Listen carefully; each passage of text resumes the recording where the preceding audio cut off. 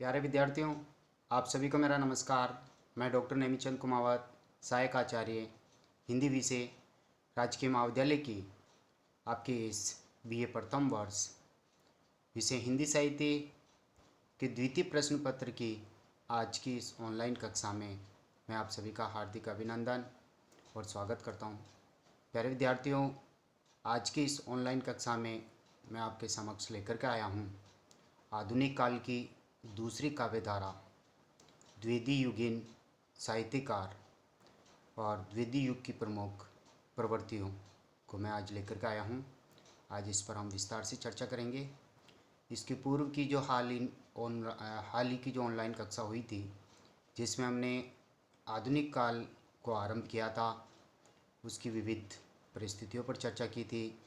आधुनिक काल के नामकरण को लेकर के कोई विवाद आज नहीं है और आधुनिक काल की जो विविध काव्य धाराएँ हैं, भारतेंदु युग, द्विवेदी युग, छायावाद, प्रगतिवाद, प्रयोगवाद, नई कविता, इन सब पर मैंने चर्चा करते हुए इनके कालखंड आदि को विस्तार से समझाया और भारतेंदु युगीन प्रमुख जो कवि हैं, उनकी रचनाएं हैं, उन पर मैंने विस्तार से प्रकाश डालते हुए भारतेंदु युगीन काव्य की प्रमुख प्रवृत्तियों को साधारण स्पष्ट करते हुए मैंने आपको विस्तार से पढ़ाया है एक मॉडल आंसर के रूप में।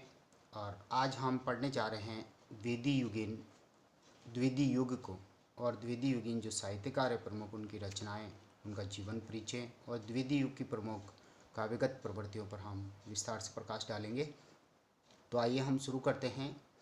हिंदी साहित्य का आधुनिक काल का ये दूसरा जो कालखंड है वो द्वितीय युग के नाम से जाना जाता है या द्वितीय कालीन साहित्य या फिर सुधारवादी काव्य ये जाना जाता है। यानी हिंदी साहित्य का आधुनिक काल में भारतेंदु युग के पश्चात जो दूसरा कालखंड द्वितीय युग का प्रवर्तन होता है, इस परिवर्तन युग के सबसे महान जो युग प्रवर्तक हैं, नायक, वह है महावीर प्रसाद जी द्विवेदी। इस युग का कोई एक साहित्यिक आंदोलन गद्य अथवा पद्य का ऐसा नहीं जो प्रत्यक्ष या परोक्ष रूप से इससे प्रभावित न हुआ हो, यानी दोनों ही गद्य और पद्य दोनों ही इनसे प्रभावित हुए हैं। द्विवेदी जी साहित्यिक दृष्टि से एक सफल अनुवादक, पत्रकार और साहित्यकार थे। उन्होंने सरस्वती पत्रिका का प्रकाशन किया, जिसमें कई नए लेखक जुड़े, कई कवि पैदा हुए और उन्होंने हिंदी भाषा का परिष्कार किया। इसलिए युग सुधारकालीन काव्य युग भी कहा जाता है। इन्होंने भाषा की अस्थिरता को दूर करके भाषा को शुद्ध करके एक स्थिर रूप प्रदान किया, उसको व्याकरण सम्मत बनाया और एक परिष्कृत भाषा का उन्होंने निर्माण किया। कुछ लोग खड़ी बोली हिंदी में रचनाएं लिख रहे थे, लेकिन ब्रज भाषा और अवधी भाषा के शब्दों का उनमें मिश्रण हो रहा था। इसलिए इन्होंने हिंदी भाषा को परिष्कृत और व्याकरण सम्मत और मानक रूप उसे देने के लिए एक भाषा आंदोलन इन्होंने छेड़ा और इस कार्य में कामता प्रसाद गुरु जी और गौरी शंकर मिश्र जी, चंद्रधर शर्मा गुलेरी जी ने सक्रिय सहयोग दिया। और जो द्वितीय युगीन जो काव्यगत जो प्रवृत्तियां हैं, वो प्राय भारतेंदु युगीन काव्य प्रवृत्तियां ही है, जिनमें उत्तरोत्तर अभिवृद्धि होती हैं। भारतेंदु युग रीतिकाल और आधुनिक काल का एक तरह से संधि स्थल कहलाता है, उसे पुनर्जागरण काल के नाम से भी कहते हैं और द्वितीय युग को सुधारवादी काल के नाम से जाना जाता है। यहाँ ये उल्लेखनीय है कि द्विवेदी युग में एक तरह से एक तो हिंदी भाषा को परिष्कृत करने का बहुत बड़ा महत्व प्राप्त हुआ द्विवेदी जी को, और इन्होंने सरस्वती पत्रिका का प्रकाशन किया, जिसमें नए नए कवियों को जोड़ा और कई कवि पैदा करते हुए उन्होंने हिंदी खड़ी बोली में काव्य रचना लिखने के लिए सभी को प्रेरित किया। तो भाषा को एक तरह से व्याकरण सम्मत बनाए।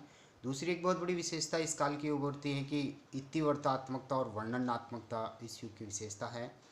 यानी कहने का तात्पर्य ऐतिहासिक जो प्रसंग हैं जिनसे भारत गौरवान्वित हुआ था, भारत प्राचीन युग में अतीत में बहुत प्रसिद्ध था, उन्हीं प्रसंगों को लेकर के इन्होंने प्रेरक रूप में काव्य रचनाएं प्रस्तुत की और वर्णन शैली को इन्होंने अपनाया। एक जो तीसरी सबसे बड़ी विशेषता भारतेंदु युग से भिन्न करने वाली हैं वो है, जैसे भारतेंदु युग में श्रृंगार रस का वर्णन हुआ है, लेकिन द्विवेदी युग में ये एक तरह से श्रृंगार रस का वर्णन प्राय नहीं हुआ है। इन्होंने श्रृंगार वर्णन की उपेक्षा की और ये विषय त्याज्य रहा है इनके लिए। दूसरा एक और अंतर इनमें नज़र आता है द्विवेदी युग और भारतेंदु युग में। भारतेंदु युग में जो कविता की जो भाषा रही है वो ब्रज भाषा रही है, जबकि द्विवेदी युग में आकर के कविता की भाषा खड़ी बोली हिंदी हो गई है। यानी गद्य और पद्य दोनों की भाषा द्विवेदी युग में खड़ी बोली हिंदी रही है, जबकि भारतेंदु युग में पद्य की भाषा तो ब्रज भाषा और गद्य की भाषा जो है खड़ी बोली हिंदी रही है। और बाकी जो कुछ प्रवृत्तियाँ हैं, जैसे राजनीतिक चेतना, आर्थिक चेतना, सामाजिक चेतना, धार्मिक सुधार, ये आंदोलन वगैरह जो चल रहे थे स्वाधीनता प्राप्ति के, स्वदेशी वस्तुओं का अपनाना, और ये दोनों में ही एक तरह से विशेषताएं रही हैं। तो हम देखिए आज हम आरंभ करने जा रहे हैं। कुछ मैंने अंतर दोनों में बताया है, उनको आप ध्यान में रखें। और द्विवेदी युग में जो प्रमुख रूप से द्विवेदी युग का जो कालखंड है वो 1900 ईस्वी से लेकर के 1918 ईस्वी तक व्याप्त हैं, क्योंकि 1918 ईस्वी से ही छायावाद का आरंभ हो जाता है, तीसरी काव्यधारा आधुनिक युग की। और द्विवेदी युग में जो प्रमुख साहित्यकार हैं वो प्रथम रूप में हम लेते हैं श्रीधर पाठक जी को, जिनका आगरा में 1858 ईस्वी में जन्म और 1929 ईस्वी में इनका निधन। और इन्होंने कालिदास जी के ऋतु संहार का भी अनुवाद किया है, और इनके जो प्रबंध काव्य हैं वो एक तरह से अनुदित हैं। जैसे अंग्रेजी कवि गोल्ड स्मिथ के काव्यों का इन्होंने प्राय अनुवाद किया है, जैसे हर्मिट का इन्होंने एकांतवासी योगी के नाम से अनुवाद किया, जो 1886 ईस्वी में प्रकाशित हुआ। दूसरा है डिजर्टेड विलेज के नाम से जो उनकी रचना है गोल्ड स्मिथ की, उसका उजड़ ग्राम 1889 में इन्होंने अनुवाद किया। और तीसरी जो उनकी रचना है ट्रेवलर गोल्ड स्मिथ की, जिसका इन्होंने श्रांत पथिक नाम से 1902 ईस्वी में अनुवाद किया। यानी गोल्ड स्मिथ की तीनों रचनाएं हर्मिट, डिजर्टेड विलेज और ट्रेवलर का इन्होंने अनुवाद किया एकांतवासी योगी, उजड़ ग्राम और शांत पथिक के नाम से। ये इनकी एक तरह से अनुदित प्रबंधात्मक रचनाएं हैं। इनकी जो मौलिक प्रबंधात्मक लघु जो कविताएं हैं वो ये हैं जगत सच्चाई सार 1887 ईस्वी, कश्मीर सुषमा 1904, भक्ति विभा 1913 ईस्वी, और गोखले प्रशस्ति 1915 ईस्वी, देहरादून 1915 ईस्वी, गोपिका गीत 1916 ईस्वी और भारत गीत 1918 ईस्वी। ये 7 प्रमुख इनकी प्रबंधात्मक लघु कविताएं हैं। और मनोविनोद एक तरह से 1882 ईस्वी में ब्रज भाषा में इनकी रची हुई है। उजड़ ग्राम, कश्मीर सुषमा ये ब्रज भाषा में हैं। ब्रज भाषा का एक तरह से सफल कवि इनको सिद्ध करती है, और अन्य जो सभी रचनाएं वो खड़ी बोली हिंदी में हैं। द्विवेदी और भारतेंदु युग के एक तरह से समकालीन हैं, और इनका प्रकृति चित्रण से संबंधित कुछ पंक्तियाँ यहाँ देखिए। चर्चित विजन वन प्रांत था, प्रकृति मुक्त शांत था। प्रकृति का देखिए शांत चित्रण। अटन का समय था, यानी यात्रा का समय। रजनी का उदय था, प्रसव के काल की लालिमा में लसा, बाल शशि व्योम की ओर था आ रहा। यानी एक तरह से संध्या अटल, ये संध्या अटल कविता की कुछ पंक्तियाँ हैं। इसी तरह से प्रकृति चित्रण कश्मीर सुषमा का एक उदाहरण यहाँ प्रस्तुत है। प्रकृति यहाँ एकांत बैठी निज रूप संवारती, यानी प्रकृति का मानवीकरण है यहाँ। पल पल पलटती भेष, यानी पल पल में अपना रूप परिवर्तित करती है। क्षणिक छवि छिन छिन धारती, और क्षण क्षण में नया रूप धारण करती है। तो एकांत में बैठी हुई एक प्रकृति को एक नायिका के रूप में चित्रित करते हुए उसे सौंदर्य में सुसज्जित होते हुए यहाँ दिखाया है। दूसरे इस युग के जो प्रमुख कवि हैं श्रीधर पाठक जी के बाद, जिनके नाम पर इस युग का नामकरण हुआ है, वो है महावीर प्रसाद द्विवेदी जी। जन्म 1861 ईस्वी, उत्तर प्रदेश के रायबरेली ज़िले के दौलतपुर ग्राम में हुआ था, और 1938 ईस्वी में इनका देहांत। अनुदित इनकी कुछ रचनाएं हैं। एक तो कालिदास जी के कुमार संभव का इन्होंने कुमार संभव सार नाम से 1902 ईस्वी में अनुवाद किया। इसी तरह से गंगा लहरी और ऋतु तरंगिणी का भी इन्होंने अनुवाद किया। इनकी जो मौलिक रचनाएं हैं वो है काव्य मंजूषा, सुमन, कान्यकोब्ज और अबला विलाप। तीसरे जो साहित्यकार हैं इस युग के, और वो हैं मैथिली शरण गुप्त जी, जिनको राष्ट्रीय कवि की उपाधि प्राप्त है। भारत भारती इनकी बहुत ही चर्चित रचना है। 1886 ईस्वी में इनका जन्म चिरगांव झांसी में, और 1964 ईस्वी में इनका निधन। लगभग 40 इन्होंने मौलिक काव्य ग्रंथों की रचना की है, जिनमें से कुछ का नाम मैं यहाँ ले रहा हूँ। संसहित यहाँ मौजूद हैं। रंग में भंग 1909 ईस्वी, जयद्रथ वध ये काव्य इनका 1910 ईस्वी, भारत भारती 1912 ईस्वी, किसान 1917, शकुंतला 1923 ईस्वी, पंचवटी 1925 ईस्वी, अनग अनग 1925 ईस्वी, हिंदू 1927, त्रिफता 1928 ईस्वी, शक्ति 1928 ईस्वी, गुरुकुल 1929 ईस्वी, विकट भट्ट 1929, साकेत 1932 ईस्वी, यशोधरा 1933 ईस्वी, द्वापर 1936 ईस्वी, सिद्धराज 1936 ईस्वी, नहुस 1940 ईस्वी। इसी तरह से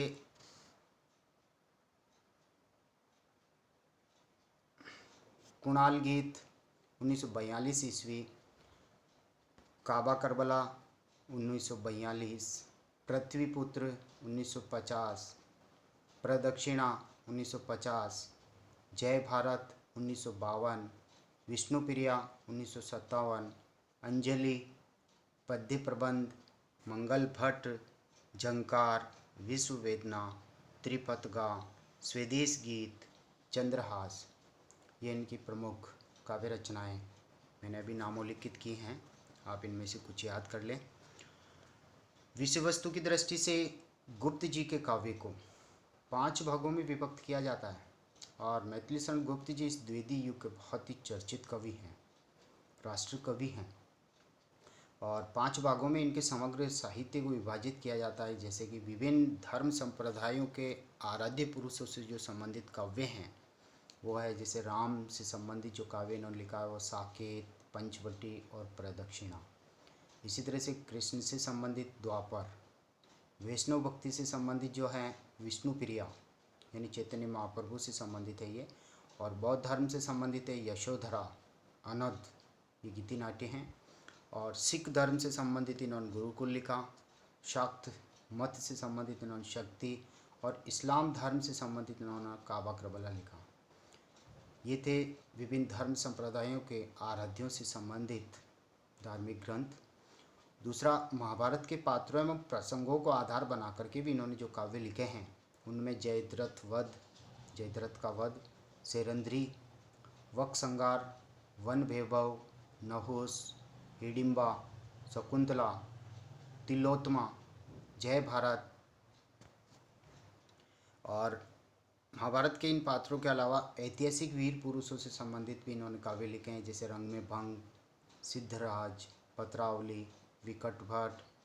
और इसी तरह से समकालीन राष्ट्रीय चेतना से संबंधित इन्होंने जो काव्य लिखे हैं वो है अंजलि और अर्ध्य, महात्मा गांधी से संबंधित।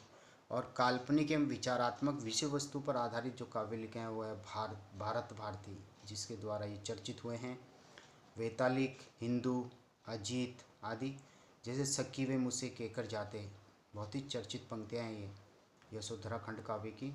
और कवियों उठो अब तो कवि कर्म की रक्षा करो, सब नीच भावों का हरण कर उच्च भावों को भरो।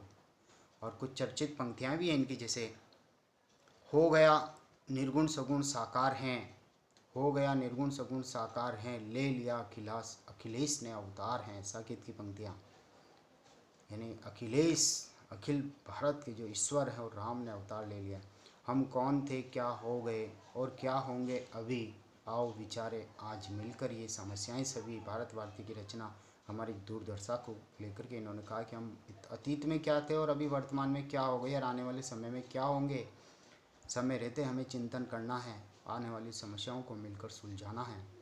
इसी तरह से संदेश यहाँ मैं नहीं स्वर्ग का लाया, इस भूतल को ही स्वर्ग बनाने आया, साकेत की पंक्तियाँ राम के संदर्भ में। इसी तरह से अबला जीवन हाय तुम्हारी यही कहानी, आंचल में है दूध और आँखों में पानी, यशोधरा खंड काव्य की कुछ पंक्तियाँ हैं। इसी तरह युग युग तक चलती रहे कठोर कहानी, रघुकुल में भी थी एक अभागिन रानी। कैकेयी के संदर्भ में साकेत की पंक्तियाँ। करते करते अभिषेक पयोध है, बलिहारी इस वेश की, हे मातृभूमि तो सत्य ही सगुण मूर्ति सर्वेश की। तो इस तरह से ये चर्चित पंक्तियाँ जो है आपके बहुत ही महत्वपूर्ण हैं।